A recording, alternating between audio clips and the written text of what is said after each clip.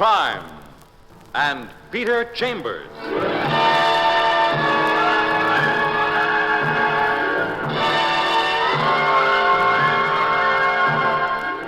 Created by Henry Kane, transcribed and starring Dane Clark. Private investigator, duly licensed and duly sworn, Peter Chambers.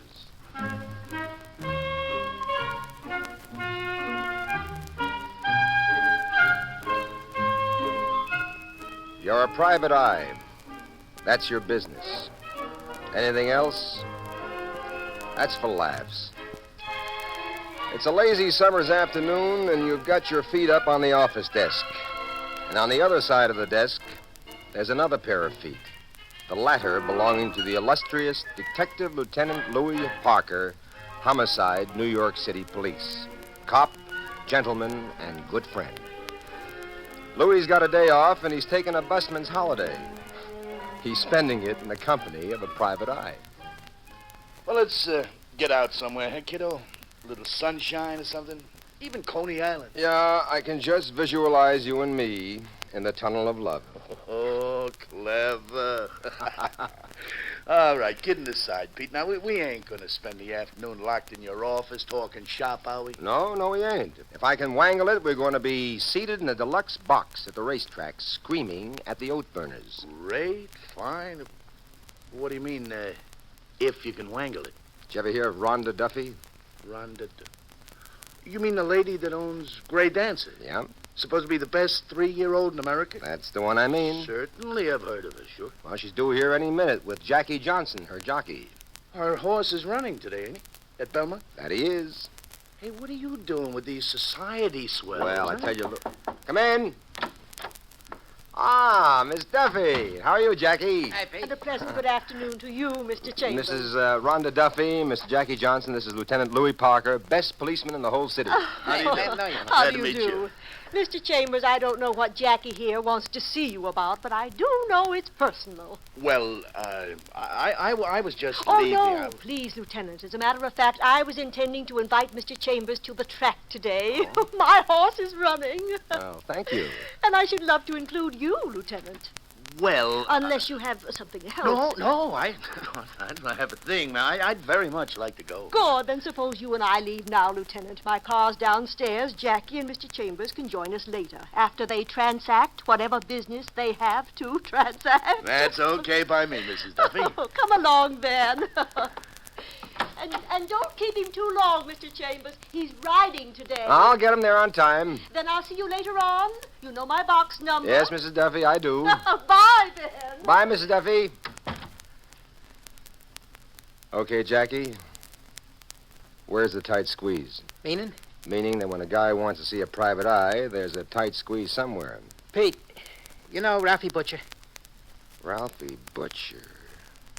Hey, there can't be a tighter squeeze. What's between you and Ralphie? $40,000. Wow. And, you're overdue? Yeah. Ralphie Butcher, the toughest loan shark in the city, and you're overbought to him for $40,000. How come, Jackie? When you play horses, Mr. Chambers, and I play horses, you hit a bad streak sometimes, see? And, brother, I really hit a bad one. I began to borrow and double up, and all of a sudden... All of a sudden, you're way down deep in the hole, huh? Yeah, 40 G's worth. Last night he told me, get it up. Get it up today or else. And what can I do for you, Jackie? Well, I want you to call him. Can you do that for me? Sure, I can call him. Only what do you want me to tell him? To lay off me today. That's all. Just lay off me today. Tonight I'll pay him. I'll pay him in full. Well, I think that can be arranged. Now, let me see now. Ralphie Butcher, Oregon, 426.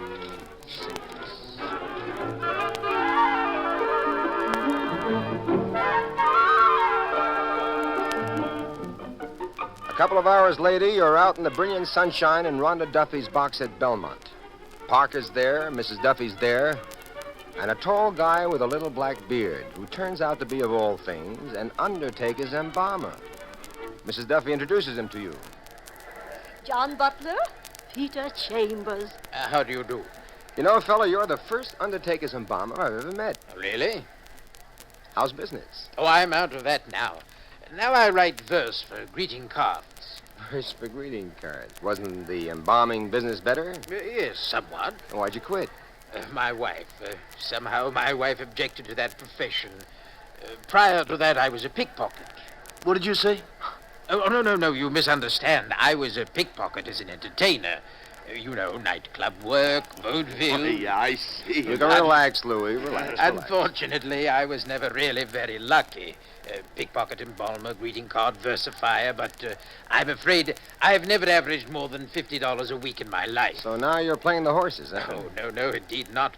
This is the first time I've been to a racetrack in my life. You're kidding. Honestly.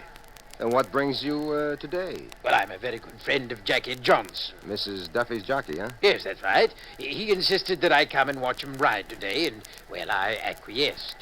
Well, I've known Jackie for years and years, but this is my very first time at a racetrack. May I believe it. cut in on this very interesting conversation? Louis, this is the first time this guy's been to a racetrack. Yeah, Can he you told me, believe that? Pete, take a gander.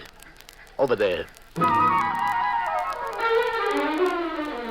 The gander discloses in the very next box Ralphie Butcher.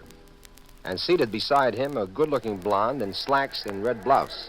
Mr. Butcher, big as life. Oh, do you know Mr. Butcher, Lieutenant? I know him slightly. Do you? Oh, yes, he owns several excellent thoroughbreds. Mr. Butcher's a banker, lends money, that sort of thing. Yeah, he lends money, all right. Oh, do you know him too, Mr. Chambers? I know him quite well. The young lady with him is Katie Adams, works for me. Gray Dancer's trainer. She's your trainer? One of the few lady trainers in the business. I think I'll stroll over and pay my respects to our banker friend. Tell them to join us, Lieutenant. All right, Mrs. Duffy, I will. The next race is ours, Mr. Chambers. I'm awfully excited. Oh. See, I can't even open my bag for a cigarette. Look out. Oh! Look, Easy does it, Mrs. Duffy. All you did was drop your bag. Oh, but everything is scattered all over the place. Well, just relax. Old Petey's the best picker-up in the business. Oh, this is such a... Hey, what's this? A switchblade knife. Oh! How incongruous can we get? A society lady with a switch knife in her purse. Oh, it isn't as bad as it looks, Mr. Chambers. The knife belongs to my trainer, Katie Adams. She comes from the West where these things are legal. She found it in her trunk today and turned it over to me, and I shall bring it to a police precinct when we get out of here. Excuse me. Where are you going, Mr. Butler? That knife frighten you? Oh, no, indeed. I'm just going to stretch my legs and perhaps wager a bob or two. Well, good luck. Thank you, my dear. Well, how about you, Mrs. Duffy? Aren't you going to bet on your horse? I've never made a wager in my life, Mr. Chambers, and in this case it would be practically taking their money. It's only a 3-horse race, and Gray Dancer has practically no competition.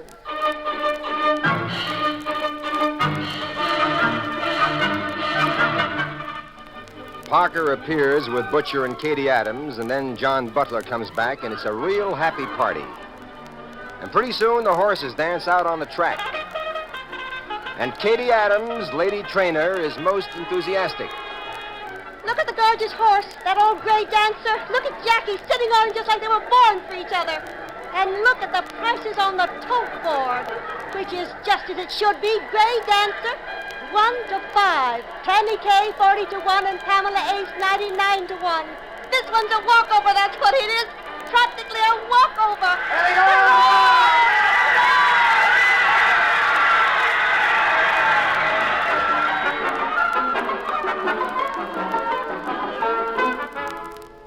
But if it was a walkover, it was a walkover in reverse. Because dear old Gray Dancer came in last, absolutely last. The winner, Tammy K. Second, Pamela Ace. And a very poor last, the 1 to 5 shot, Gray Dancer. The figures on the tote board show that Tammy K pays $80. $80 for 2. Wow-wee. Brother, if ever I saw a jockey throw a race, that was it. First he holds him like he's going to tear his head off, and then he makes a grandstand play.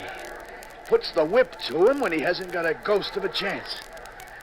Well, it's a good thing you don't wager, Mrs. Duffy, because... Wager or not, I know when a crooked race is run. There was absolutely no excuse. Katie, I want Jackie here as soon as he's out of his silks.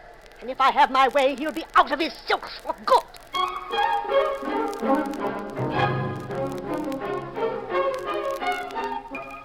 20 minutes later, Jackie's out of his working clothes and in Mrs. Duffy's box, and he's giving off with more double talk than a stuttering ventriloquist dummy with amnesia. Look, I just wouldn't run, Mrs. Duffy, that's all. I'm only a jockey, not a magician.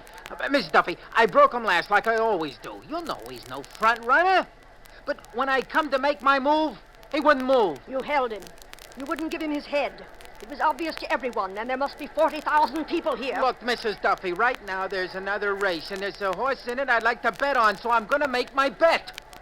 Then I'll be back here, and we'll discuss it further. And if you want to bring charges against me, it's okay with me. I'll be glad to leave it up to the stewards. But right now, I'm going to make my bet.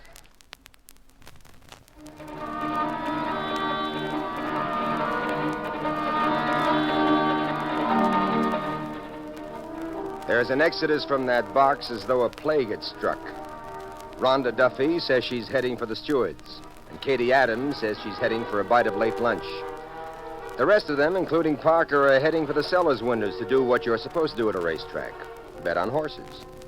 There are 15 horses in the next race, so you do the old tic-tac-toe and you make a selection yourself. The crowd is tremendous. You push and you get pushed. And then you see another type of crowd, an excited ring of people. And when you get there, Parker's already there, stooped over a body. And the body's that of Jackie Johnson.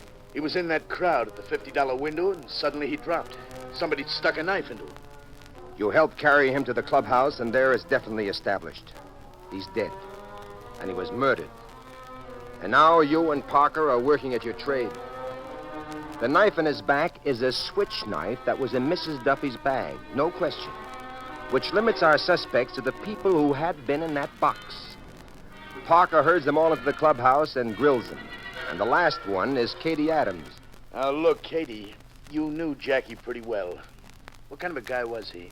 A no good guy? Enemies? Plenty. Friends? I'd say he had only one real friend. That Mr. Butler. You met him, John Butler.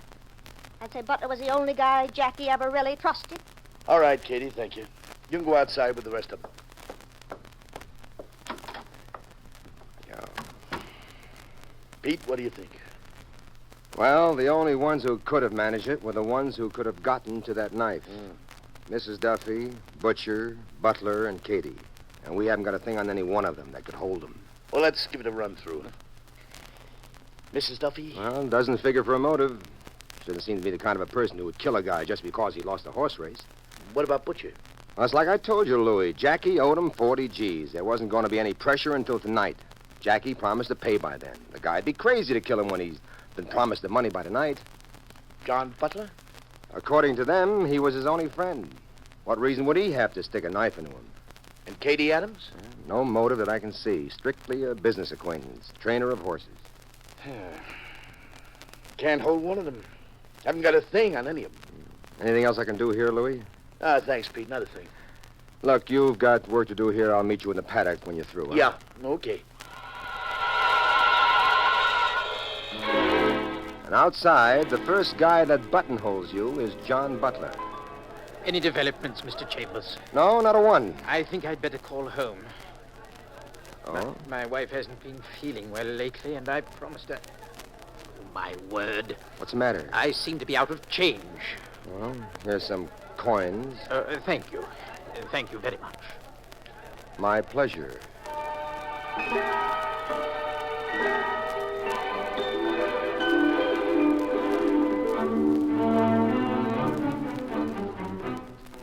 Then you find Mrs. Rhonda Duffy seated at a clubhouse table, lapping up scotch like there's no tomorrow. Parker comes out and joins you, and you order a round of drinks for everybody. Parker mashes a hand across his face, and he sighs. Oh, this one's a real humdinger. That it is. What happened to Katie? She's out at the stables, Lieutenant. She's been very much affected by all of this. Why is she special? Well, it was her knife. In some complex manner, she blames herself for what happened. Maybe it ain't so complex at that. I don't understand, Lieutenant. Well, look, Mrs. Duffy, we've got a limited number of suspects. The weakest one in the chain is your Katie Adams. But why? Well, let's put it this way. The two weakest links were you and Katie. But I checked with the stewards, and you were with them at the time of the killing. That eliminates you. Thank you, Lieutenant. Now, wait a minute. No offense is meant, Mrs. Duffy. Lieutenant Parker is just working at his job. Of course he is. I'm sorry, Lieutenant. It's all right. But the point is that we have excellent reason to believe that Mr. Butcher wanted Jackie alive. Very, very much alive. And from what everyone told us, including you and Katie, Butler was a dear friend of Jackie's. Who does that leave us, Mrs. Duffy? But Katie, I mean... Katie Adams. I can't believe it. Mrs. Duffy, would there be any was there any relationship between Katie and Jackie Johnson? Well, it was a long time ago. Please tell us, Mrs. Duffy. Any little point might help. Well, they were interested in one another, but that was, at least a year ago. You mean a serious friendship? Well, Katie thought so. But then, well, she wasn't actually jilted. It was just that Jackie found a new interest. She take it bad? For a time, but only for a short time. After a while, she realized that it was all for the best, that Jackie was, well, a rather frivolous type. What do you think, Pete? Well, from a psychological viewpoint, I think no. A lady doesn't wait a year to suddenly vent her spleen. Well, let me ask you this, Mrs. Duffy. How long has she been with you? 2 years. And how come she picked today to give you that knife? She had it in her trunk, which she keeps here. She was doing a bit of cleaning when she came across it. She realized that in this state it's illegal to own such a knife, and she gave it to me. I wouldn't exactly say she picked today to give it to me. Louis, I still think you're barking up the wrong tree. Well, how about that other tree which is approaching John Butler? Oh, I'm glad I found you. I want to thank you for your hospitality, Oh, Mrs. Duffy. not at all. And in the circumstances, I must sound like an awful oaf, but I must go home now. Something wrong? Yes, indeed there is. Urgent, Mr. Butler? Extremely so. My wife has been ill. I've called home. Thank you for your coins, Mr. Chambers. That's quite all right. It seems that she has taken a turn for the worse. Lieutenant Parker, we're under no restraint, are we? Any of us? No, of course not. Well, then, if you'll excuse me. Just a minute, Mr. Butler, just a minute. Yes? I've got something to show you. Something to show me? What is it? What you show him is a bunched up fist. But he's a strong one, and he stands up under the punch. But then you work his arm around behind him in a hammerlock, and you've got him, but good. Hey, what the heck is going on here? Grab a look in his pockets, Louis. Pete, do you know what Grab you're a doing? look, I told you. Okay, all right. Stand still, you monkey. What do you know? What do you got? Harry Mutual tickets. A lot of them. For a lot of dough. For that big race, the Grey Dancer race. Except these are for number 2 and number 3, Tammy Kay and Pamela Ace. Let's hustle this guy inside where we can have some privacy. You talked me into it, sweetheart. Come on, you.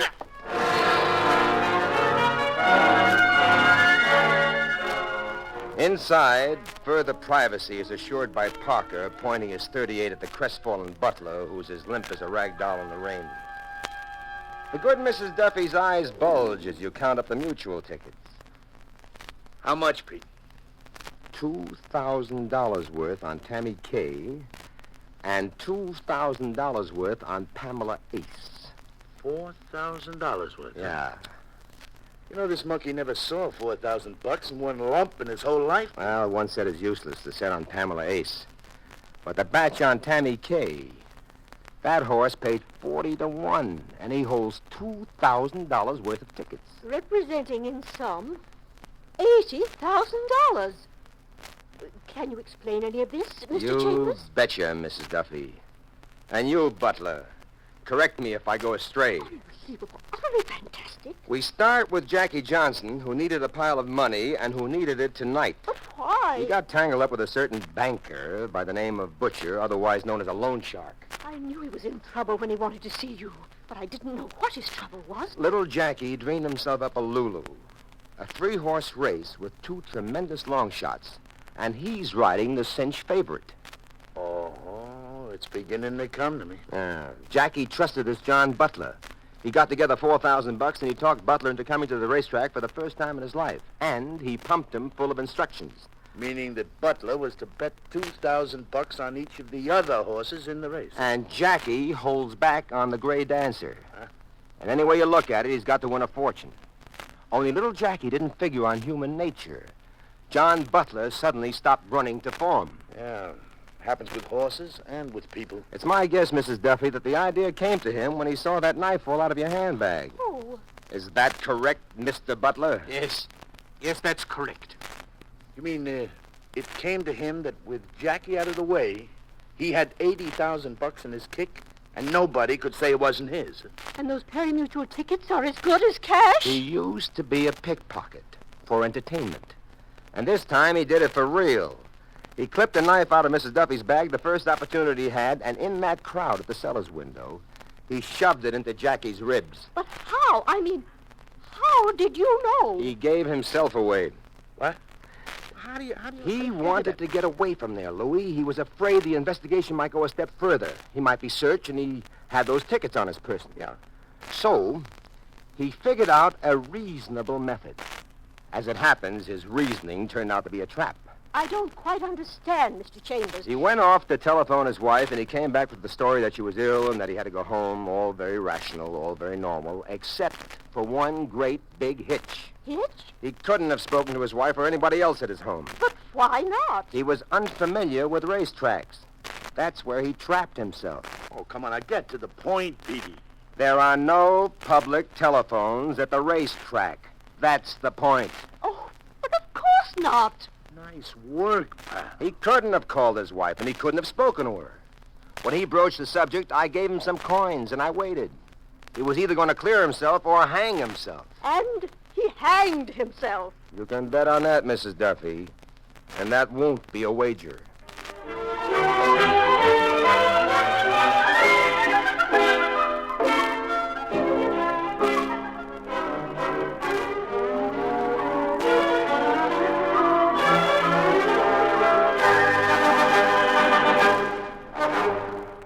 And there you've had Crime and Peter Chambers.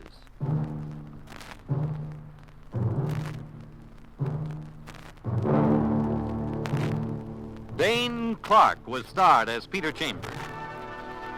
Crime and Peter Chambers, transcribed, was created and written by Henry Kane. Others in the cast were Bill Zuckert, heard as Lieutenant Parker, Abby Lewis as Mrs. Duffy, and Donald Buca as Butler. It was directed by Fred Way. This is Fred Collins inviting you to tune in next week, same time, same station, for Dane Clark in Crime and Peter Chambers.